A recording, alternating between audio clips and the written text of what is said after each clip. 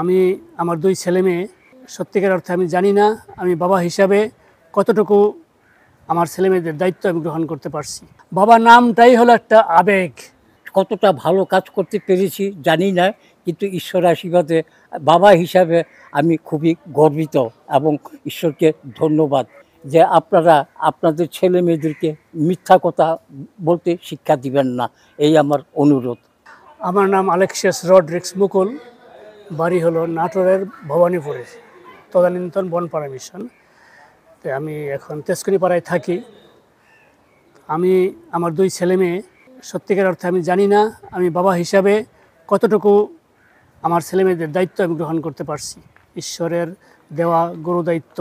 তবে আমি মনে করি আমার যে দায়িত্ব কর্তব্য সেদিক থেকে আমি সাকসেসফুল। যদিও আমার জীবনে অনেক কষ্টে আমি এই পর্যন্ত আসছি। আমার বাবা মাকে আমি দেখেছি, তাদের দেখেই আমি শিখছি। আমার মা শেষ পর্যন্ত আমাদের জন্য অচল হয়ে গেছিল, একদম চিরদিন বিছনায় ছিল। এবং আমার বাবা, আমার বড় দুই ভাই যে কষ্ট করছে, তাদের কাছ থেকে আমি এই জিনিসগুলো শিখেছি, দায়িত্ব কর্তব্য। এবং আমার বাবা বলতেন যে ঈশ্বর আমাকে এই পৃথিবীতে বাবা করে পাঠাইছে। ঈশ্বর যেহেতু আমাদের স্বর্গস্থ পিতা, আমি তোমাদের দ্বিতীয় পিতা, দ্বিতীয় স্বর্গ ঈশ্বর, দ্বিতীয় ঈশ্বর, এইভাবে আমাদেরকে বোঝাইতো। তোমাদের প্রতি ঈশ্বর আমাদের যে ক্ষমতা দিয়েছে সেই অনুসারে আমি তোমাদের প্রতি করে যাব এবং করব, এটাই মানে সেই অনুসারে আমি সন্তান। আমার দুইটা ছেলে মেয়ে, বড় ছেলে, ছোট মেয়ে। কি করে তারা?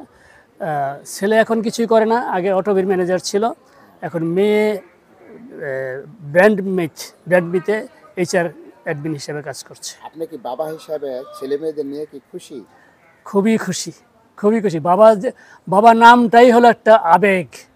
আমার নাম পিটার পল গমেজ, বয়স এখন 90 এবং 3 ছেলে 1 মেয়ে। যেহেতু আমি ক্লাস 5 পাস করেছি, বহু কষ্টে ছেলে মেয়েদেরকে মানুষ করতে চেষ্টা করেছি এবং ঈশ্বরের আশীর্বাদে মেয়ে ঢাকা ইউনিভার্সিটি থেকে BA অনার্স এবং MA পাস এবং ন্যাশনাল ইউনিভার্সিটি থেকে BEd পাস করে সে এখন সুন্দর জীবনযাপন করতেছে। এবং এক ছেলে এইখান থেকে FCMA পাস করেছে, নটরডেম কলেজ থেকে পাস করার পরে CMA করলো, তারপর FCMA হলো এবং বর্তমানে অস্ট্রেলিয়ায় সবচেয়ে উচ্চ ডিগ্রি CPA ডিগ্রি লাভ করে সুন্দর জীবনযাপন করছে। আমি জীবনে কোনো ভালো মানে কতটা ভালো কাজ করতে পেরেছি জানি না, কিন্তু ঈশ্বরের আশীর্বাদে বাবা হিসাবে আমি খুবই গর্বিত এবং ঈশ্বরকে ধন্যবাদ। এবং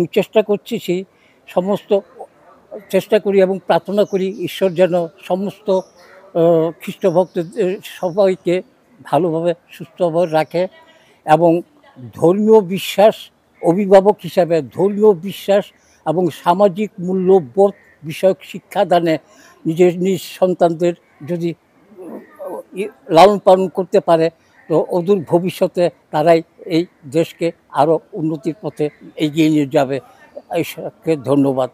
একজন বয়স্ক হিসাবে আমি সবসময় মানুষকে বলতে চেষ্টা করি যে তোমরা কমপক্ষে মিথ্যা কথাটা বলবে না। এই মিথ্যা কথাটার পিছনেই সমস্ত কিছু জড়িত।